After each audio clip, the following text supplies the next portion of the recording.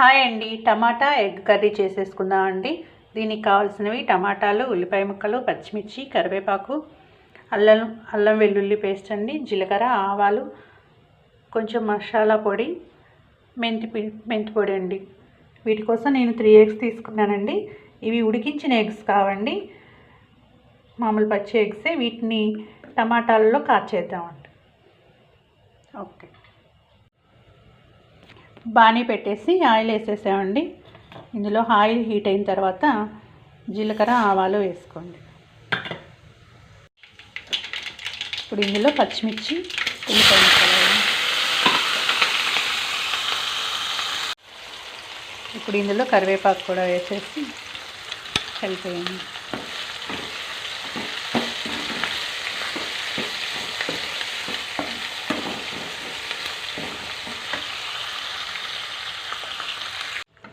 ఉల్లిపాయలు వేగిపోయాయండి. ఇప్పుడు ఇందులో పసుపు వేసుకుందాం.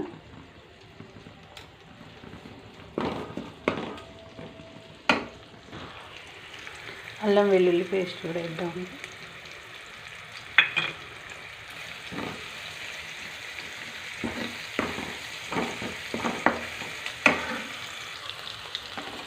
అల్లం వెల్లిపాయ కొంచెం వేగిపోయాయండి. తర్వాత ఇప్పుడు టమాటా వేద్దాం. టమాటా ముక్కలు వేసుకుందాం.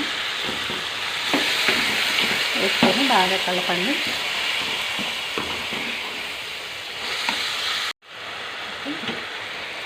బాగా కలిపిన తర్వాత మూత పెట్టేసి మగ్గనివ్వండి. చూసేద్దామండి. టమాటా ముక్కల్ని కొంచెం గరిటతోనే ఇలా కొంచెం ఒత్తినట్టుగా అనేసి కలపండి. కొంచెం సాఫ్ట్గా అయిపోతుంది.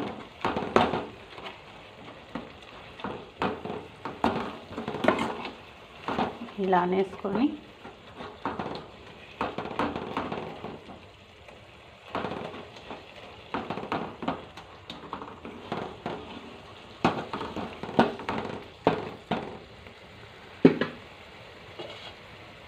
మూత పెట్టేసి ఇందులో తగినంత ఉప్పు,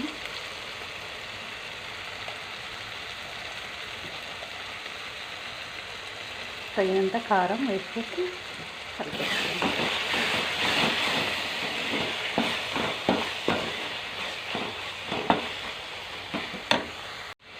ఇప్పుడు ఇందులో కొంచెం వాటర్ పోయండి.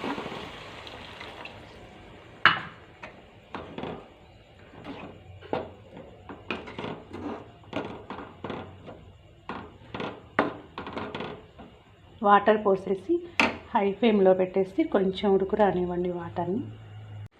వాటర్ వేసుకున్నాక ఇలా కొంచెం ఇలా ఉడుకుతున్నప్పుడు ఇప్పుడు ఎగ్స్ వేయండి. ఎగ్స్ మొత్తం ఒకేసారి కాకుండా ఒక్కొక్క ఎగ్గుని ఇలా ఒక సైడ్కి, మనం 3 ఎగ్స్ తీసుకున్నాం కదా, ఇలా ఒక్కొక్క ఎగ్ని కనిపించేలాగా వేయండి.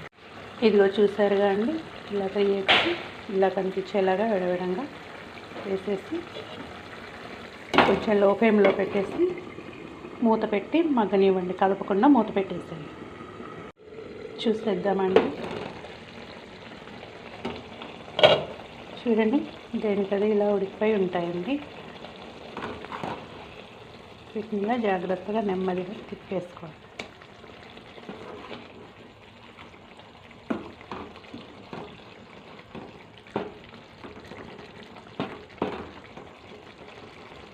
ఇంకొంచెం సేపు ఉడకనివ్వండి. చూడండి, దగ్గరకు వచ్చేసింది. ఇందులో మసాలా, కొంచెం మెంతి పొడి వేసుకుందాం. ఓకే అండి, ఫైనల్గా కొత్తిమీర వేసేసుకుందాం.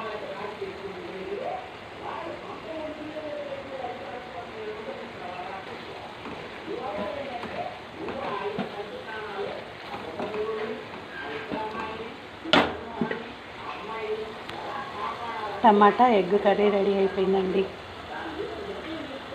చూడండి.